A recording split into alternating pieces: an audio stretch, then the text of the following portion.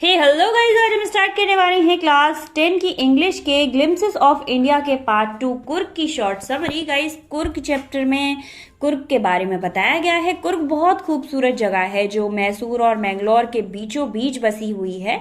ये देखने काबिल जगह है। यहाँ पर बहुत ज़्यादा बहादुर लोग रहते हैं और खूबसूरत स्त्रियाँ रहती हैं। कुछ एनिमल्स रहते हैं। अगर बात करें यहाँ के मौसम की तो सबसे पहले तो कुर्ग को कोटांगू कहते हैं, जो कि एक छोटा सा जिला है। सितंबर महीने में यहाँ पर बहुत सारे टूरिस्ट आते हैं मसाले और चाय की फसल को देखने। यहाँ पर चारों तरफ मसाले और चाय की फसल लगती है और यहाँ पर अगर कोई देखा जा सकता है तो वो हैं केवल सुंदर स्त्रियां, बहादुर लोग और एनिमल्स, चाय और मसालों के खेत। तो इन्हीं चीज़ों को देखने के लिए टूरिस्ट वहाँ पर आते हैं। सितंबर महीने में जब हवा चलती है तो उस हवा में कॉफ़ी की स्मेल आ रही होती है और मसालों की, क्योंकि वहाँ पर कॉफ़ी और मसाले ही होते हैं। तो उस हवा में मसालों की स्मेल बहुत ज़्यादा होती है।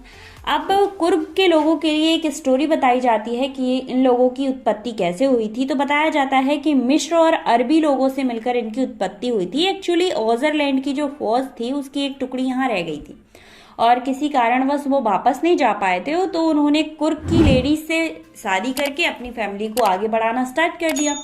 और आज भी उनकी बहादुरी, फौजियों की बहादुरी उनके फंक्शंस में झलकती है।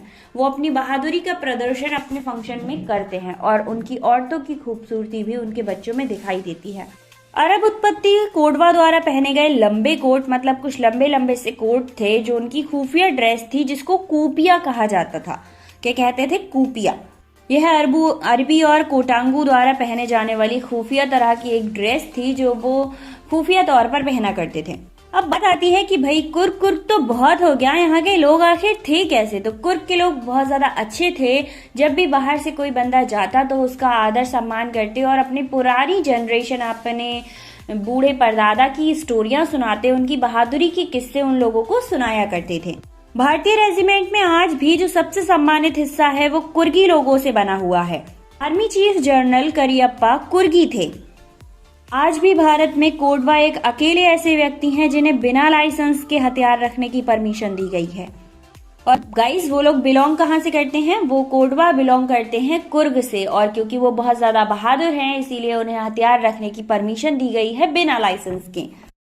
कुर्गी लोगों का वन्य जीवन कैसा था, वो कैसे रहते थे? तो बता दूं आपको कि कुर्गी लोगों का जो लाइफ स्टाइल था वो पूरी तरह से डिपेंड था कुर्गी जंगलों पर। जो भी जंगल में प्रोवाइड होता था वही वो लोग खाते थे। और कावेरी नदी का पानी एकदम प्योर था, पीने लायक था, इसीलिए वो कावेरी नदी के पानी का यूज किया करते थे।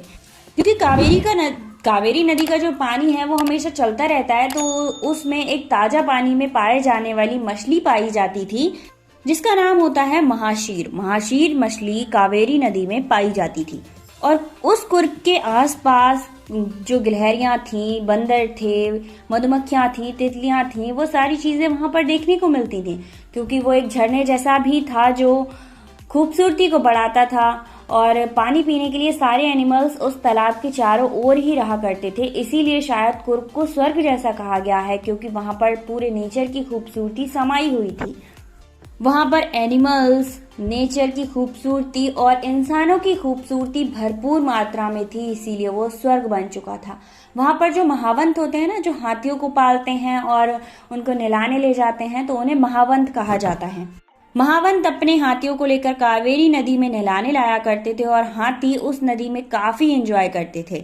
ब्रह्मगिरी की पहाड़ियों को चढ़कर पूरे कुर्ग का व्यू लिया जा सकता था। एक्चुअली अगर हम कुर्ग में ही रहेंगे तो कुर्ग का पूरा व्यू कैसे ले सकते हैं? तो ब्रह्मगिरी उससे ऊंची पहाड़ी थी, उस पर चढ़कर पूरे कुर्ग को आसानी से देखा जा सकता था। उसके साथ ही पुल द्वारा निसर्ग धाम टापू तक जाया जा सकता था, जो कि 64 एकड़ में फैला हुआ था।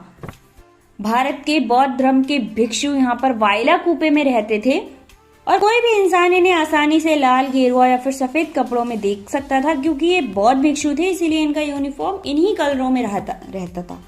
तो गाइस, ये थी उस यात्रा की कुछ यादें जो राइटर ने हमारे साथ शेयर किया। आई होप आपको समझ आया होगा। अदरवाइज आप डिटेल वाले वीडियो को चेक कर लो, जिसका लिंक मैं डिस्क्रिप्शन में दे देती हूँ।